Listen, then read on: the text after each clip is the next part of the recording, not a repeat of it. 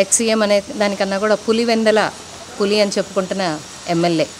ఆయన పులో ఫ్యాక్షనిస్టో అందరికీ తెలిసిన విషయమే. పులివెందుల్లో ఎంత ఫ్యాక్షనిజంలో అతను పెరిగాడో మనందరికీ తెలిసిన విషయమే. అతను వచ్చి ఐతానగర్ గడ్డ మీద మాలపల్లిలోకి వెళ్ళి ఒక బ్యాచ్ని పలకరించి వెళ్ళాడు. దర్జాగా వచ్చి పలకరించి వెళ్ళాడు. అతనికి ఏంటంటే అతను ఓట్ బ్యాంక్ కావాలో నాకు తెలియట్లేదు, ఒక రౌడీయిజం చేసే గ్యాంగ్ అతనికి కావాలో నాకు తెలియట్లేదు. ఎందుకంటే అతను వెనకమాల నేను చూసినప్పుడల్లా ఐతానగర్కి సంబంధించిన గడ్డేతి సురేంద్ర అనే ఆయన అంటే కౌన్సిలర్గా చేస్తున్నాడు కానీ అతనికి వెనకమాల ఒక రౌడీ షీట్ ఉండేది నిన్నటిదాకా కూడా. అతను ఎప్పుడూ కూడా జగన్మోహన్ రెడ్డి వెనకమాల నిలబడటం నేను తరచుగా గమనిస్తూనే ఉన్నాను. అతనికి జిల్లా ఎస్సీసీలు కూడా ఇచ్చాడని విన్నాను. అంటే అతను నేర చరిత్ర ఉన్న మనిషి నేర చరిత్ర ప్రకారంగా ఒక నేరస్తుల్ని ఎంకరేజ్ చేస్తున్నాడు అని చెప్పడానికి ఇది ఒక్క ఉదాహరణ. అలానే చేస్తున్నాడు. సరే పోనీలే అతనిలో ఏమైనా మార్పు వచ్చిందేమో వెనక పెట్టుకున్నాడేమో అనుకున్నాను నేను. ఐతానగర్లో పుట్టి పెరిగిన ఆడపిల్లగా నేను చెప్తున్నా, ఎన్నడూ మేము ఈ క్రైమ్ చూసెరగం, ఎన్నడూ ఇలాంటి కిరాతకాలు చూసెరగం. అలాంటిది గత 5 సంవత్సరాల్లో ఎక్స్ ఎమ్మెల్యే అన్నాబొత్తుని శివకుమార్ లోకనాథం గారి సమక్షంలో ఎంత క్రైమ్ పెరిగిందనేది నిన్న ఒక్కొక్క వీడియో వస్తూ ఉంటే మాకు అసలు ఎంత ఆశ్చర్యం వేసిందంటే, ఒక ఐతానగర్ బిడ్డగా నాకు భయం వేసింది. ఆశ్చర్యం అనేదానికన్నా కూడా భయం వేసింది. ఇంత క్రైమ్ ఉందా, ఇంత క్రైమ్ జరుగుతుందా అని. అక్కడ ఎంఆర్పిఎస్కి సంబంధించిన వాళ్ళు నిరసన తెలుపుతూ నల్ల బెలూన్లు పట్టుకుని ఉంచున్నారు. కనీసం దాని సమస్య మీద ఏముంది అనేది దాంట్లో అడగటం కానీ ఏమైనా చేసి ఉంటే జగన్మోహన్ రెడ్డి మీద ఏమైనా ఒక 0.1% అయినా అతను చేసినది కరెక్ట్ అని నేను అనేదాన్ని. కానీ అది కనీసం ఆలోచన కూడా లేదు. ఎందుకంటే వాళ్ళు ఎందుకు నిరసన తెలియజేశారు అంటే, ఒక వ్యక్తిని చంపేసేసి ఆ వ్యక్తి ఆచూకీ ఇంతవరకు కూడా తెలియనీయకుండా ఆ తల్లిదండ్రులకి ఆ బాడీని కూడా అందకుండా చేసిన గనుల ఇప్పుడు జగన్మోహన్ రెడ్డి పలకరించిన వెళ్ళిన వ్యక్తులు దాని గురించి ఆ బాడీ ఎక్కడుందో కూడా అడిగి చెప్పయ్యా అని చెప్పి ఒక నిరసన కార్యక్రమం తెలియజేస్తుంటే అసలు ఏమాత్రం పట్టకుండా నా రౌడీలు నా వెనకమాలు ఉన్నారు, నా రౌడీ షీటర్లు నా వెనకమాలు ఉన్నారు అనుకున్నారో మరి ఏమో మరి మాకైతే తెలియదు. కానీ ఆయన వచ్చి దర్జాగా వచ్చి పలకరించడం జరిగింది. ఇప్పుడు మేమేమనుకోవాలి, రేపు ఇవరి నుంచి రేపు మేము ఐతానగర్లో తిరగాలి అంటే వాళ్ళని చూసి మేము భయపడాలా? అంటే ఇప్పుడు పోలీసులు కొట్టారు అని చెప్పి వచ్చారు. పోలీసులు కొట్టారు అంటే పోలీసులు ఎందుకు కొట్టారు? వాళ్ళకైనా పర్సనల్ కక్షలు ఉన్నాయా? లేదు కదా. ఎందుకు కొట్టాల్సి వచ్చింది? నేరం చేశారు కాబట్టి పబ్లిక్లో కొడితే అంటే ఇది కంట్రోల్ అవ్వట్ల. గత 5 ఏళ్ల నుంచి చాలా అరాచకాలు జరుగుతున్నాయి. సో తెనాలి ప్రజలు ఇన్సెక్యూర్గా ఫీల్ అవుతున్నారు కాబట్టి ఇలా చేస్తే మేము ఇలా చేస్తాం చెప్తున్నాము అని చెప్పి ఒక పబ్లిక్కి ఒక మెసేజ్ ఇచ్చారు. దీన్ని ఓ భూతద్దంలో పెట్టి చూపించి తన ఓట్ బ్యాంక్ ఏదో కాపాడుకుంటున్నాడు అనుకుని వచ్చి వాళ్ళకు ఒక నేను అండగా ఉంటున్నాను అని చెప్పి వెళ్తున్నాడు. పైగా అతను ఏం చెప్తున్నాడు, మంగళగిరి వాళ్ళు వచ్చి ఇక్కడ ఉన్నారు. మంగళగిరి వాళ్ళు ఇక్కడ ఎందుకు ఉంటారండి? నువ్వు మంగళగిరిలోనే పలకరించి ఉండాల్సింది కదా. ఇక్కడ వాళ్ళకి ఇళ్ళు వాకిళ్ళు ఎందుకున్నాయో చెప్తారా నాకు కొంచెం మిస్టర్ జగన్మోహన్ రెడ్డి? అసలు మీరు ఏం చేస్తున్నారు అనేది మీకు అర్థమవుతుందా?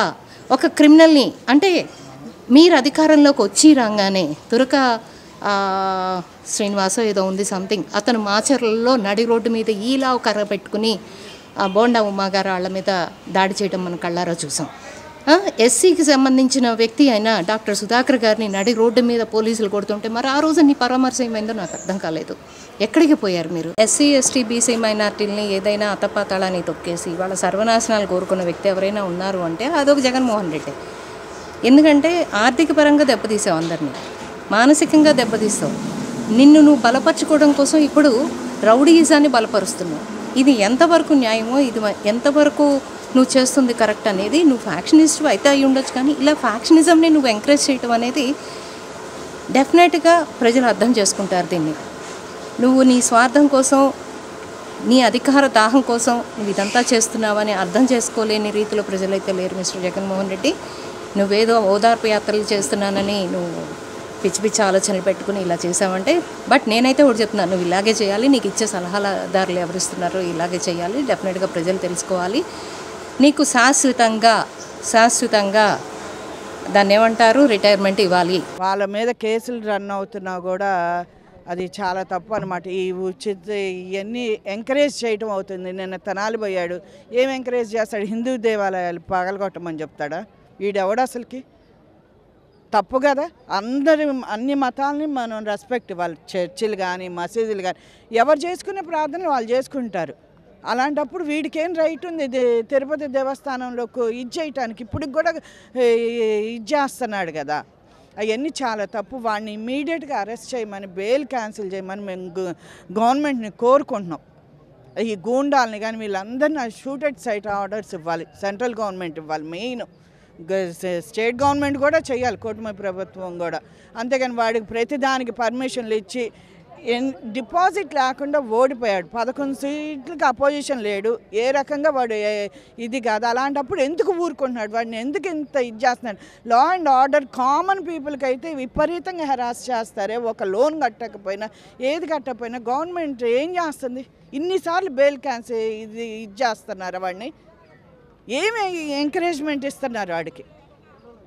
లేజినెస్ ఒక్కటి డెవలప్ చేస్తున్నారు పబ్లిక్లో, ఉచిత ఇవన్నీ పెట్టుకొని. అసలు ఏ వర్కర్ అయినా సరిగ్గా వర్క్ చేస్తున్నాడా? గవర్నమెంట్ ఎంప్లాయ్మెంట్కి వెళ్ళండి, 11 దాకా రారు. 11 అదే అమెరికా వెళ్తే చేస్తారండి. ఎన్నింటికి జాబ్కి ఆన్ డ్యూటీలు ఎక్కుతారు? అంటే మీరు చేసే పనులు చేయకుండా లంచాలు, జడ్జెస్ దగ్గర నుంచి ప్రతిదీ మేము మాట్లాడితే పబ్లిక్ మాట్లాడిందని అంటారు, కానీ లా అండ్ ఆర్డర్ కరెక్ట్గా ఉంటే ఎవరు ఏం చేయగలుగుతారండి? పోలీసులు ఎందుకు వాడికి అంత దాసోహం పడుతున్నారు? ఇంకా ఎంత కామన్ పీపుల్ ఎంత బాధపడుతున్నారు? ఒక చిన్న పోలీస్ స్టేషన్ కేసుకి వెళ్తే అది రాయరు, యువతలాడు వచ్చి బ్రైబ్ చేయటం, ప్రతి ఒక్కడు బ్రైబ్ ఇదే సరిపోతుంది. ఇప్పుడు మాత్రం పీస్ఫుల్గా వెళ్తున్నారు, కానీ గూండాలు అయితే ఇంకా ఉన్నారండి, తెలుస్తుంది. ఈ రోజున మాజీ ముఖ్యమంత్రి జగన్మోహన్ రెడ్డి ఒక గంజాయి బ్యాచ్ని లేదంటే రౌడీ షీటర్లను పరామర్శించడానికి తెనాలికి రావడం దౌర్భాగ్యం. ఒక మాజీ ముఖ్యమంత్రి స్థాయిలో ఉన్న హోదాలో ఉన్న ఒక వ్యక్తి వీధి రౌడీలకి, గంజాయి తాగే వాళ్ళకి, అదేమంటే ఆయన అంటాడు వయసు ఉంటే గంజాయి తాగుతారు, వయసు ఉంటే అన్నీ చేస్తారు, ఆ మాజీ కేసులు ఉన్నాయి ఏంటంటానంట. అంటే ఒక ముఖ్యమంత్రి స్థాయి వ్యక్తి అంత దిగజారి మాట్లాడుతున్నాడంటే ప్రజలందరికీ ఇక్కడ అర్థమైపోతుంది. ఈ రోజున జగన్మోహన్ రెడ్డి తనలో ఉన్న ముసుగు తీసేసి మొత్తానికి చరిత్రలో తెనాలి యొక్క పరువుని తీసేసినటువంటి వ్యక్తి జగన్మోహన్ రెడ్డి. తెనాలి ప్రజలందరూ ఒకటే అనుకుంటున్నారు, రౌడీల్ని పరామర్శించడానికి, రౌడీ షీటర్లను పరామర్శించడానికి ఒక ముఖ్యమంత్రి స్థాయి వ్యక్తి రావటం ఏంటని చెప్పి గుసగుసలాడుకోవటం కాదు, బహిరంగంగానే మాట్లాడుకుంటున్నారు. అదేదో సినిమాలో ఒక డైలాగ్ ఉంది, పూర్తిగా చంద్రముఖిలా మారిన గంగను చూడు అన్నట్లుగా ఈ రోజున జగన్మోహన్ రెడ్డి తన నిజస్వరూపాన్ని బయట పెట్టేసాడు. ఆనాడు అమర్తులూరు గ్రామంలో కిరణ్ అనేటువంటి వ్యక్తిని ఇదే గంజాయి బ్యాచ్, ఇదే రౌడీ బ్యాచ్ చంపేసి ముక్కలు చేసి ఈ రోజుకి మృతదేహం ఎక్కడుందో కూడా తెలియకుండా చేసేశారు. అట్లాంటి అదే బ్యాచ్ని ఈ రోజున మాజీ ముఖ్యమంత్రి హోదాలో వచ్చి పరామర్శించాడంటే ఇంకెంతకంటే నీచ రాజకీయం ఏదైనా ఉంటుందా చరిత్రలో? ఇంతకంటే పనికిమాలిన దౌర్భాగ్యమైన రాజకీయ వ్యవస్థ, రాజకీయ పార్టీ ఏదైనా ఉందంటే అది జగన్మోహన్ రెడ్డి పార్టీ, అది వైఎస్ఆర్సీపీ మాత్రమే. ఈ రోజున జనాలు నిన్ను చీకొడతా ఉన్నారు, అది నువ్వు తెలుసుకోవాలి. మొన్న 11 అయినా వచ్చినాయి, ఈసారి ఆ 11 అన్న వచ్చే పరిస్థితి లేదు. 11లో పక్కన ఒకటి తీసేసే పరిస్థితికి కూడా నువ్వు దిగజారిపోయావు. బ్యాంక్ కోసం మమ్మల్ని రాజకీయంగా వాడుకుంటాకి ఈరోజు జగన్మోహన్ రెడ్డి గారు మా ఓటు బ్యాంక్తో ఆయన గెలిచింది, మా ఓటు బ్యాంక్తో ఈరోజు సమాజానికి ఏం చెబుదాని వచ్చాడో మాకు అర్థం కావట్లేదు. ఒక ఎస్సీలను ఇంకా చెడిపోయి ఇంకా ఇచ్చలవిడిగా మేము మమ్మల్ని అణగతొక్కాలని చెప్పి ఒక మా యొక్క తెనాలి గ్రామం వచ్చాడే కానీ ఎస్సీలని పైకి తీసుకురావాలన్న ఉద్దేశం ఉన్నవాడైతే ఇక్కడికి వచ్చి మా సోదరులైన వాళ్ళు మా సోదరులే తెలియని స్థితిలో వాళ్ళు మన మామూలు తెలియక గంజాయికి మత్తు పదార్థాలకి అలవాటు పడిపోయి మా సోదరులు చెడిపోతుంటే వాళ్ళు బాగుపడాలన్న ఉద్దేశంతో పోలీస్ వ్యవస్థ మంచి పని చేస్తే దాన్ని సమర్థించాల్సింది పోయి ఈరోజు జగన్మోహన్ రెడ్డి గారు ఆయన వచ్చి అయ్యా ఇంకా చెడిపోండి, ఇంకా గంజాయి తాగండి, ఇంకా మందు తాగండి అని చెప్పి మా సామాజిక వర్గాన్ని నాశనం చేయడానికి వచ్చాడు తప్పితే ఇక్కడికి నిజంగా ఆయనకి మా దళితుల మీద ప్రేమ అనేది ఆయనకు ఉంటే ఇది మీరు చేసిన తప్పు అని చెప్పమానండి, ఇంకా అది కరెక్ట్ మాట. అంతేగాని ఈరోజు నువ్వు ఇక్కడికి వచ్చి నువ్వు ఏం సమాధానం చెబుతున్నావు, ఇంకా చెడిపోండి, ఇంకా నాశనం అవ్వండి, మీ దళితులైన పైకి రాకూడదు, ఎప్పుడు ఓటు బ్యాంక్ కానీ మిమ్మల్ని వాడుకుంటాము, మీరు అనగారిన కులాలు కాబట్టి మీరు కిందే ఉండండి అని చెప్పి చెప్పటానికి వచ్చాడు. ఈయన ఒక నాయకుడు, ఈయనకు రేపు మేము జేజేలు కొట్టాలి, తెలియకోకుండా మేము ఈ రోజు వరకు మా ఎస్టీలు, మా ఎస్సీలు, బీసీలు, మా మైనార్టీలు, నా యొక్క సోదరులు అని అంటున్నాడు. సోదరులు అంటే ఇదేనా చేసేది? నువ్వు చేస్తున్న పని ఇదే? నువ్వు ఒక నాయకుడివి, నువ్వు ఒక గొప్ప నాయకుడివి, నీ నాయకత్వం ఎలా ఉండాలి? ఆ రోజు ఎస్సీలను అడ్డం పెట్టుకుని 151 సీటు తీసుకున్నావు. ఈరోజు పాతాళానికి కనకదొక్కారు. నువ్వు ఇక్కడ ఒక మంచి అవస్థ మంచిగా ఉన్న చోట వచ్చి నువ్వేం చేద్దామని వచ్చి ఇక్కడికి? నా ఉద్దేశం ప్రకారం వచ్చిందైతే నువ్వు వచ్చి మంచి చేస్తావు అనుకుంటే ఇంకా రోజు కనకదొక్కావు మమ్మల్ని. ఇంకా కిందకి వెళ్ళిపోండి అయ్యా, మీరు ఎస్సీలు అన్న వాళ్ళు దేనికి పనికిరారు, మిమ్మల్ని ఏ పాటికి మేము కిందే ఉంచాలి, ఇంకా చెడిపోండి, ఇంకా నాశనం అవ్వండి అని చెబుతున్నాడు. నా ఉద్దేశం ప్రకారం అయితే జగన్మోహన్ రెడ్డి గారికి ఈసారి మంచిగానే ప్రజలు, మాకు తెలిసి అయితే మా ఎస్సీ ఎస్టీలు మా దళిత సోదరులు అందరూ మంచిగానే సమాధానం చెబుతారని చెప్పి నేను తెలియజేస్తాను. ఈరోజు తెనాలి పట్టణంలో జరిగిన సంఘటన మీరు అందరూ చూశారు కదా. 2019 నుంచి 2004 నుంచి 2019 వరకు తెనాలి ఎంత ప్రశాంతంగా ఉందో 2019 నుంచి 2024 దాకా తెనాలి గత 5 ఏళ్లలో ఎట్ట తయారైన చూశారుగా. గంజాయికి అడ్డాగా, ఒక రౌడీలకి అడ్డాగా, తెనాలి రావాలంటే ఎవరైనా పెట్టుబడులు పెట్టడానికి కానీ, తెనాలిలో స్థలాలు కొనాలన్నా కానీ, తెనాలి అంటే గంజాయి, తెనాలి అంటే రౌడీజం అనే భయపాంతులకు గురి చేసి గత 5 ఏళ్లుగా తెనాలిని గంజావనంగా ఇచ్చేశారు. చేసి రౌడీలు విచ్చలవిడిగా ఆడవాళ్ళ మెడలో చైన్ స్పాకింగ్ చేయటం, అట్టాగే దారిగాచి వెళ్ళే వాళ్ళని అడ్డగించి కొట్టడం, అట్లాంటి అవన్నీ చేసి 2024 దాకా పబ్బం గడుపుకున్నారు. 2024 నుంచి కూటమి ప్రభుత్వం వచ్చిన కాడి నుంచి ఇక్కడ ఉన్న మంత్రి గారు నాదెండ్ల మనోహర్ గారు తెనాలిని ఒక గంజావనం నుంచి తులసి వనంలోకి మార్చడానికి ఎంతో చక్కగా అన్ని రౌడీజం అనేది లేకుండా, గంజాయి అనేది లేకుండా అని ఆయన మనోహర్ గారు ప్రతి అనుక్షణం డిపార్ట్మెంట్ పరంగా అందరినీ మొత్తం ఇది ఎలక్ట్ చేసి మొత్తం ఎక్కడ రౌడీల్ని మీరు రౌడీజం చేయకుండా చక్కగా మీ పనులు మీరు చేసుకొని మీరు కూడా మిగతా వాళ్ళలాగా చక్కగా మీరు ఉండాలని వాళ్ళ పోలీసుల ద్వారా వాళ్ళకి చెప్పడం జరుగుతుంది. దాన్ని ఇది ఇప్పుడు చూసుకొని మొన్న జరిగిన సంఘటన, వాళ్ళు చేసిన సంఘటనలు తెనాల్లో అన్నీ కాదు, అట్లాంటి వాళ్ళకి పోలీస్ తీరులో వాళ్ళకి ఇది ఇస్తే దాన్ని ఇచ్చేస్తానికి ఒక మాజీ ముఖ్యమంత్రి గారు అదేదో వాళ్ళేదో గోల్డ్ మెడల్ మన ఆంధ్రప్రదేశ్కి ఏదో గోల్డ్ మెడల్ తీసుకొచ్చినట్టు, మన తెనాలకి ఏదో ఇది వచ్చినట్టు వాళ్ళని పలకరించడానికి వస్తామంటే ఎంత సిగ్గుచేటో అందరూ తెలుసుకోవాలి. ఒక ముఖ్యమంత్రి హోదాలో ఉన్న ముఖ్యమంత్రి హోదాలో నుండి ప్రతిపక్ష నేత అయ్యండి వాళ్ళు చేసింది ఏమిటి, వాళ్ళు ఏం చేశారు, వాళ్ళు ఏ నేరాలు, వాళ్ళ మీద ఎన్నెన్ని రౌడీ షీట్లు ఉన్నాయి అవన్నీ తెలుసుకోకుండా ఊరికే ఇక్కడికి వచ్చి ఇక్కడున్న ప్రశాంతత వాతావరణాన్ని తీసుకొని మళ్ళీ ఇక్కడ ఏదో అలజడులు సృష్టిద్దామని ఇక్కడికి వచ్చి ఏదో చేశారు. దానికోసమే వాళ్ళ దళిత సంఘాలే ఈరోజు గోబ్యాక్ అని గోబ్యాక్ అనే దీనికి వచ్చారు. అంటే నీకు ఎస్సీ ఎస్టీల్లో కూడా రాను నీకు ఇది తగ్గిపోతుంది. అందువల్ల తెనాలిలో ఎటువంటి ప్రశాంత వాతావరణం ఉండాలంటే నాదెండ్ల మనోహర్ గారు లాంటి వాళ్ళు ఇక్కడ ఉండి మొత్తం మళ్ళీ గంజాయి వనంలా లేకుండా తులసి వనంలాగా చేద్దామని చేస్తున్నారు. అట్లాంటి వారికి అందరూ సహకరించి తెనాలిని ప్రశాంత వాతావరణంలో నడిపిద్దామని అందరూ కోరుకుంటున్నారు. ఈ 2019 సంవత్సరం ఈ గత 5 సంవత్సరాల్లో ఎటువంటి పరిపాలనలో కానీ ఏదైనా అభివృద్ధి పనుల్లో కానివ్వండి ఎటువంటిది లేకుండా శవ రాజకీయాలతో వ్యాపారం చేస్తూ తెనాలిని గంజాయి అడ్డగా మార్చి ఇవాళ రోజున ఒక గంజాయి అడ్డగా ఉన్న తెనాలి ఐతానగరం ప్రాంతాన్ని చేసిన దళితులు ఎవరైతే ఉన్నారో వాళ్ళ యొక్క ముగ్గురిని కూడా శిక్షించడం, పోలీసులు అనేది కొట్టడం అనేది జరిగింది. వాళ్ళని పరామర్శించడానికి జగన్మోహన్ రెడ్డి గారు రావడం అనేది చాలా బాధాకరమైన విషయం. అసలు ఎందుకు వచ్చారు, ఏం చేద్దామని వచ్చాడు, ఏం చేయాలి? ఒక మాజీ సీఎం అయి ఉన్న వ్యక్తి ఇవాళ రోజున గంజాయికి ఎదురుగా నిలబడకుండా వాళ్ళని వెనకమాలుండి సపోర్ట్ చేస్తూ వాళ్ళ యొక్క ఏదైతే ఉందో కుల రాజకీయాలని, కుల వ్యవస్థని అడ్డం పెట్టుకొని జనాల నుంచి మంచి కోరడానికి ఇవాళ రోజున ఈ యొక్క తెనాలి రావటం అనేది జరిగింది. దీనివల్ల ప్రజలు చాలామంది చాలా రకాలుగా ఇబ్బంది పడ్డారు. ఆయన 2019 నుంచి 2024 వరకు అయితే ఎట్లయితే ఉన్నారో తాడేపల్లిగూడెం నుంచి తెనాలి రావడానికి ప్రజల సొమ్ముతోటి హెలికాప్టర్ ద్వారా తెనాలి రావడం జరిగింది. ఈ యొక్క కూటమి ప్రభుత్వం వచ్చినాక ఈ కూటమి ప్రభుత్వంలో రోడ్లు ప్రతి ఒక్కళ్ళు కూడా చాలా ఇబ్బంది లేకుండా కళ్ళు మూసుకొని కళ్ళు తెరిచి విజయవాడ వెళ్ళి వచ్చే విధంగా వాళ్ళ ప్రాణానికి ఎటువంటి హాని లేకుండా చాలా చక్కగా ఇవాళ రోడ్లు పనులన్నీ పూర్తి జరిగినాయి. ప్రతి ఒక్కళ్ళు కూడా ఇంటి నుంచి ఏ విధంగా అయితే వెళ్తున్నారో అదే విధంగా ఇంటికి చేరే విధంగా రోడ్లను ఏర్పాటు చేయడం జరిగింది. ఈ కూటమి ప్రభుత్వంలో ఏర్పడిన రోడ్ల ద్వారానే ఇవాళ రోజున మాజీ సీఎం గారు తాడేపల్లిగూడెం నుంచి తెనాలి రావడం అనేది జరిగింది.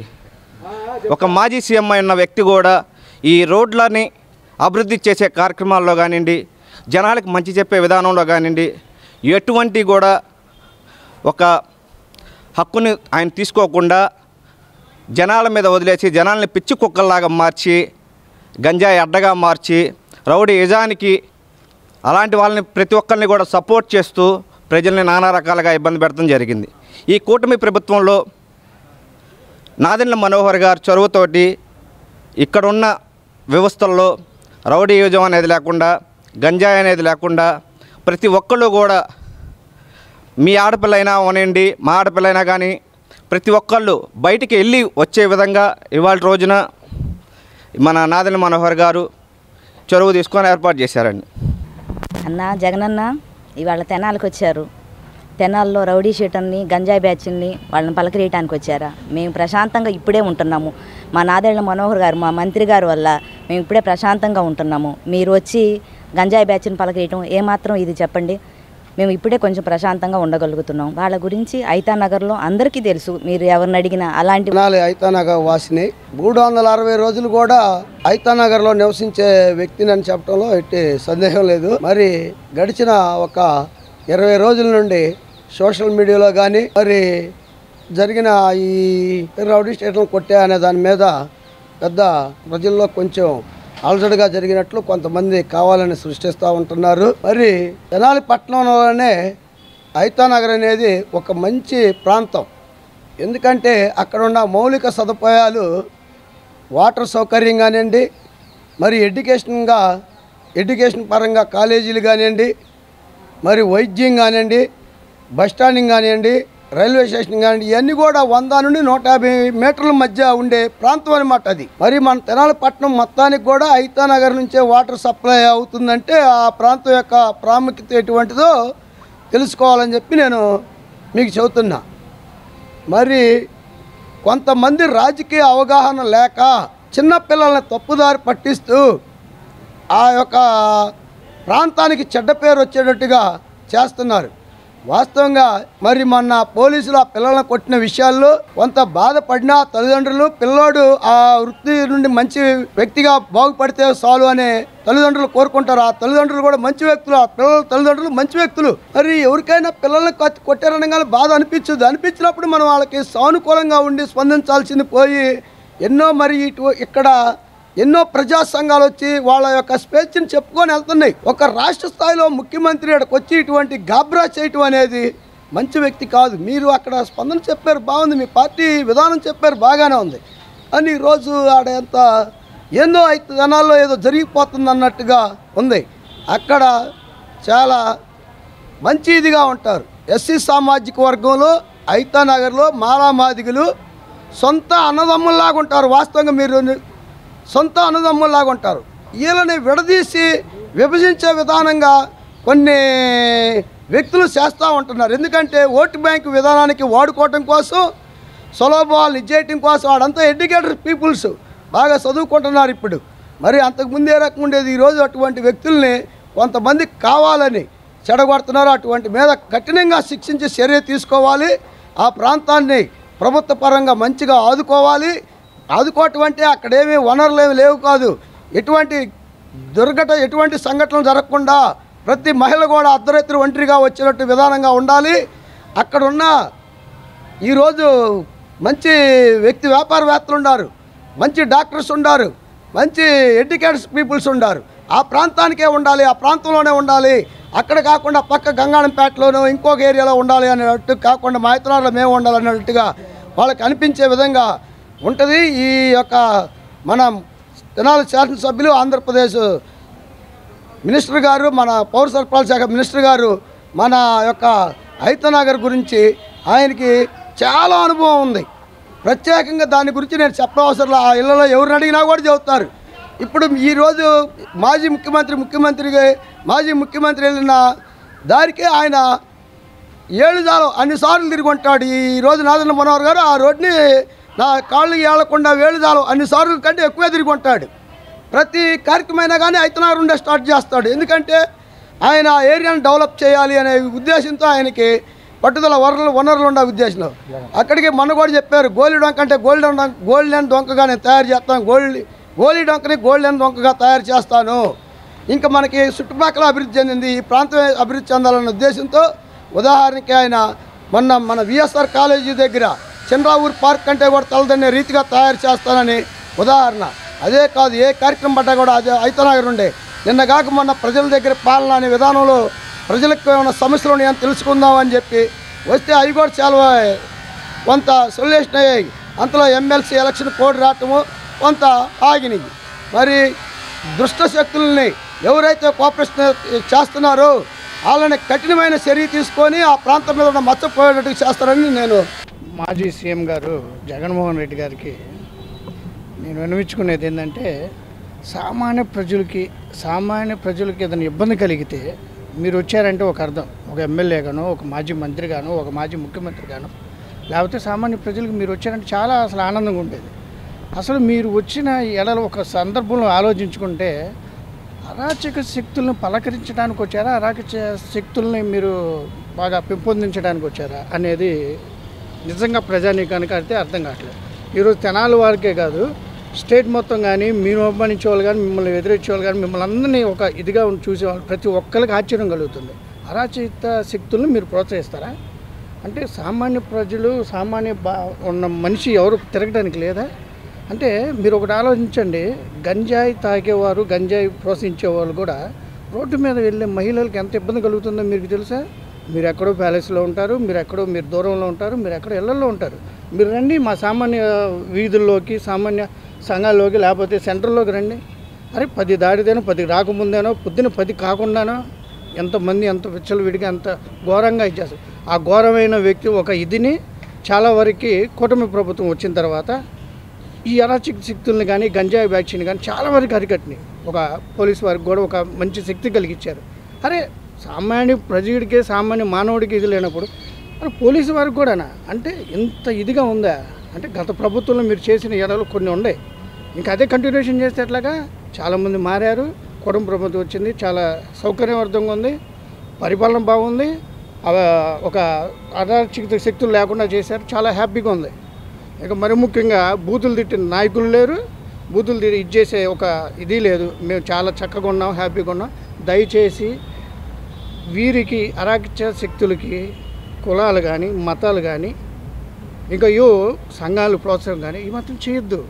సామాజిక ఎవరికైనా రండి, ఆ సంఘాలు కానీ లేకపోతే కుల అసలు సామాన్య ప్రజడికి కులాలకి ఎందుకు అంటగడతారు? మతాలు ఎందుకు? ఎస్సీ, ఎస్టీ, బీసీ, మైనారిటీ, బడుగు బలైన వర్గాలు అందరం ఒకటే, హ్యాపీగా ఉన్నాం మేము. మా మధ్యలో ఎటువంటి శిక్షు ఇవన్నీ వద్దు. అరాచక శక్తులు ఒక రకంగా చూడండి, మమ్మల్ని ఒక రకంగా చూడండి. పరిపాలన విధానం అంటే గతంలో కాదు, ఇప్పుడు కాదు, చూడండి పరిపాలన ఎలా ఉంటుందో ఆ పరిపాలన బట్టి చూడండి. అంతేగాని ఈ ఎటువంటి శక్తుల్ని మాకు అంటకట్టొద్దు. మేమంతా ప్రశాంతంగా ఉన్నాము. ఆ ప్రాంతం, ఈ ప్రాంతం, ఇంకో ప్రాంతం లేదు. మా ప్రాంతం తెనాలి, ప్యారిస్ మొత్తం, ప్యారిస్ తెనాలి కూడా సుపరిపాలనగా చక్కగా ఉంది. మాకు 4 నదులు, 4 కాలువలు ఉన్నాయి, చక్కగా వ్యవసాయం పండుతుంది, చక్కగా పరిపాలన జరుగుతుంది, చక్కగా మేము కూలీలు పనులు చేసుకుంటాం, చక్కగా ఉన్నాం. ఈ మధ్యలో వచ్చి మీరు అని వచ్చేసి ఇది చేస్తే మాత్రం ఇది మీకే వదిలేస్తాం, మీకు కరెక్ట్ కాదు, ఆలోచించుకోండి. 2019 నుంచి 2024 వరకు గవర్నమెంటు చండాలంగా 20 సంవత్సరాలు వెనక్కి పంపించారు గవర్నమెంట్ని. 2024లో కూటమి ప్రభుత్వం ఏర్పడ్డాక అన్ని చేయాల్సిన పనులన్నీ చెప్పిన విధంగా చేస్తూ ఉన్నారు. కానీ రాళ్ళు మాత్రం వేస్తూ ఉన్నారు ఒకళ్ళ మీద. అది ఎట్లా ఉందంటే, వాళ్ళు చెప్పే విధానం ఎట్లా ఉందంటే, ఏదో వీళ్ళని, ఈ ప్రభుత్వాన్ని ఏదోటి చెయ్యాలి, ఈ ప్రభుత్వాన్ని మనం పైకి తీసుకురాకూడదు అని వీళ్ళు డెవలప్మెంట్ చూసి తట్టుకోలేక ఎట్లా పడితే అటు మాట్లాడుతూ ఉన్నారు. కానీ ఈ ప్రభుత్వం దడవటల్లా, ఎవరికి ఏమీ అవ్వటల్లా. ఎన్ని చేసినా ఎంత ఇది చేసినా కూటమి ప్రభుత్వం మాత్రం చక్కగా అన్ని ఏది చెయ్యాలో అట్లా డెవలప్మెంట్ బాగా చేస్తా ఉన్నారు. మరి కరుడు కట్టిన వాళ్ళు, ఇష్టమైనట్టు చేసిన వాళ్ళు, రంగనామలను కొట్టిన వాళ్ళు, అసుంటి వాళ్ళు వీళ్ళందరూ ఉంటారు. అసుంటి వాళ్ళు శిక్ష అనుభవిస్తూనే ఉంటారు. ఇప్పుడు నిన్నుంది తెనాలి వచ్చాడు మాజీ ముఖ్యమంత్రి గారు, ఏం సిగ్నల్ వెళ్ళిందండి దానికి? ఇప్పుడు మన శివలాల్ రాజు గారిని రాత్రంతా కొట్టి చిత్రహింసలు చేస్తే దానికి ఏం లేదా? తర్వాత డ్రైవర్ని చంపేసి డోర్ డెలివరీ చేస్తే వాళ్ళని పరామర్శిస్తా, డాక్టర్ సుధాకర్ని చంపేసి చేస్తే వాళ్ళని పరామర్శిస్తే వాళ్ళందరూ ఎస్సీలు కదా? నీకు ఒక్కళ్ళే వచ్చారు రౌడీలు, గంజాయిని పోషిస్తున్నట్టుగా అర్థమైపోయింది ప్రజల్లోకి. మంచి మెసేజ్ వెళ్ళింది అది. మరి వాళ్ళకి పొలిటికల్ అడ్వైజర్స్ ఎలా చేశారో కానీ నిన్నటి దాని మీద ఈ విల్ గెట్ మైనస్ మార్క్స్ వస్తాయి అన్నమాట. పోలీసుని కొట్టాడు, వాడిని చంపే స్థితిలో ఉన్నాడు, అది తప్పే. అది కొట్టడం, బజార్లో కొట్టడం, అది సరైన ట్రీట్మెంట్ సరిగా ఇవ్వాలా, లీగల్గా పెట్టాలా. అసలు వాడికి పెట్టేస్తే గంజాయి కేసే పెట్టు, వాడు బయటకు రాకుండా ఉండేవాడు. మరి సీనియర్ పోలీస్ అసలు ఏం చేస్తారు? కళ్ళు మూసుకుంటున్నారు. అతను కొట్టేదానికి ప్రయత్నం చేస్తే డిఎస్పీ కానీ వాళ్ళందరూ సమర్థించుకున్నారు. అది మంచి పద్ధతి కాదు. లోపల ఏదో చేయాలని పట్టుకురావాలా, ఏదో ట్రీట్మెంట్ ఇవ్వాలా, అదే చేయాలి. కానీ బజార్లో కొట్టి ఇంత స్కోప్ ఇచ్చాడు, ఇంత క్రిటిసిజం ఇచ్చాడు, గవర్నమెంట్ ఫేసింగ్ క్రిటిసిజం ఒక అతనికి అవకాశం ఇచ్చింది. ఆ విధంగా ప్రజలు నేను ఎంత బందోబస్తుకి ఎంతగా పెట్టాల్సి వచ్చిన ఖర్చు అనవసరం. దానికి ఒక రౌడీ షీటర్ దాని మీద ఇంత చేయాలా, ఇంత రాద్ధాంతం చేయాలా? ఇవన్నిటి కూడా చాలా ఉన్నాయి, ఇవన్నిటి కూడా. కాబట్టి ఆ విధ్వంసం నుంచి అభివృద్ధి పథంలోకి గవర్నమెంట్ నడుస్తుంది. జగన్మోహన్ రెడ్డి గారికి, వైసీపీ ప్రభుత్వానికి మొదటి వర్ధంతి శుభాకాంక్షలు. ఎందుకు మొదటి వర్ధంతి అంటున్నామంటే ఆయన్ని అన్ని సర్ది జనాలు ఇంటికి పంపించిన రోజు ఇది. ఇంకొకటి ఏంటంటే నిన్న ఎవరినో పరామర్శించడానికి హుటాహుటిన బయలుదేరిన జగన్మోహన్ రెడ్డి గారు ఒక మాట అన్నారు. ఏంటంటే ఏదో పాపం పసిపిల్లలు తెలియక ఏదో చేశారన్నట్టుగా మాట్లాడాడు. అంటే యువతని గంజాయి తాగమని ఎంకరేజ్ చేస్తున్నట్ట, లేకపోతే యువతని మీరు ఇలా చేయొచ్చు, విచ్చలవిడిగా తిరగచ్చు అని చెప్పి ఎంకరేజ్ చేస్తున్నట్ట? నిజంగా ఎన్నో దారుణాలు, ఎన్నో సమస్యలు ఆంధ్ర రాష్ట్రం మీద ఎన్నో పెను భారాలు ఉన్నాయి. వేటి మీద స్పందించిన జగన్మోహన్ రెడ్డి గారు రౌడీ షీటర్లన్నా, గంజాయి ప్రేమికులన్నా, లేకపోతే గంజాయి మతిలో తూలేవాళ్ళన్నా, మర్డర్లు చేసేవాళ్ళన్నా, రేపులు చేసేవాళ్ళన్నా ఎంత ఆనందంగా నవ్వుకుంటూ వచ్చి పరామర్శిస్తారు అనంటే, ఎంత మద్దతుగా నిలుస్తారంటే వాళ్ళకి.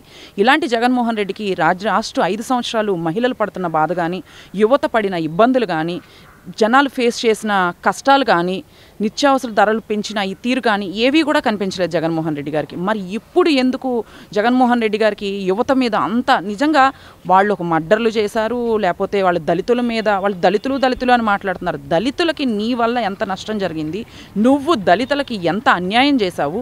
దళితులని చంపేస్తున్నా కూడా సుధాకర్ గారు మాస్క్ విషయంలో కూడా దళితులే కదా మరి ఆయన విషయంలో అవ్వచ్చు, ఇంకా ఎంతోమంది దళితుల మీద దారుణాలు జరిగినాయి. వేటి మీద స్పందించిన జగన్మోహన్ రెడ్డి గారు మరి ఈ రోజున ఎవరో పోలీస్ ఆఫీసరు వెళ్ళారు, మాట్లాడారు. పాపం వాళ్ళకి తెలియదు పోలీస్ ఆఫీసర్ అని.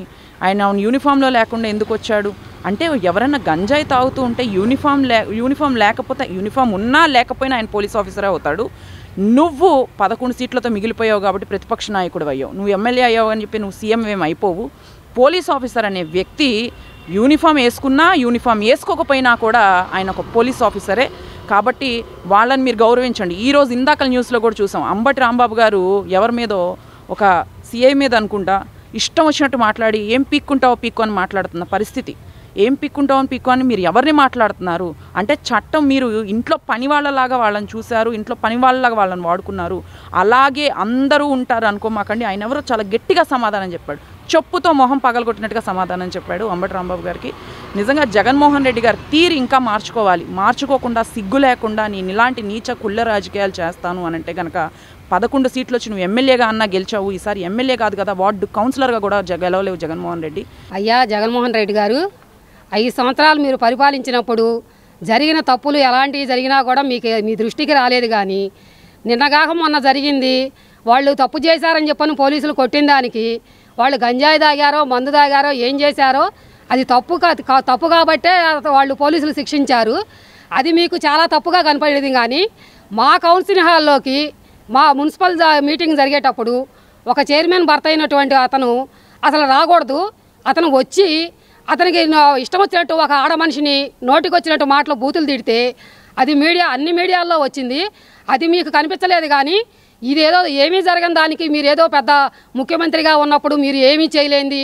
మీకు బయటకు రావాలంటే నేను మీకు హై సెక్యూరిటీ తోటి మీకు హెలిప్యాడ్లు పెట్టించుకొని మీరు నానా విధాలుగా చేసిన మనిషి ఇప్పుడు ఏదో ఒక చిన్న పొరపాటు జరిగిన దానికి మీరు దాన్ని రౌడీ షీటర్లు అయినటువంటి వాళ్ళనే విడిగా ఎవరిని ఇచ్చేయలేదు వాళ్ళు. దానికి మీరు అదేదో పెద్ద పరామర్శించడానికి ఇక్కడ ఏదో నష్టం జరిగిపోయిందని చెప్పారని మీరు చాలా ఆవేశంగా జనాన్ని పోగేసుకొని మీరు ఇంతగా వచ్చి నిన్న హల్చల్ చేయాల్సిన పని అయితే లేదు. దానికి మీకేం సిగ్గనిపించట్లేదేమో. 5 సంవత్సరాలు మీరు పరిపాలించిన దానికి మేము ఇప్పుడు ఎంత నానా ఇదవుతున్నామో దానికి అదంతా జనానికి తెలుసు. మీరు ఇంకా కొంచెం తగ్గించుకొని ఇట్లాంటివి మంచిగా ఏదన్నా చేయాలనుకుంటే పరిపాలించుకునేది అది చేసుకోండి అయ్యా చాలు. కానీ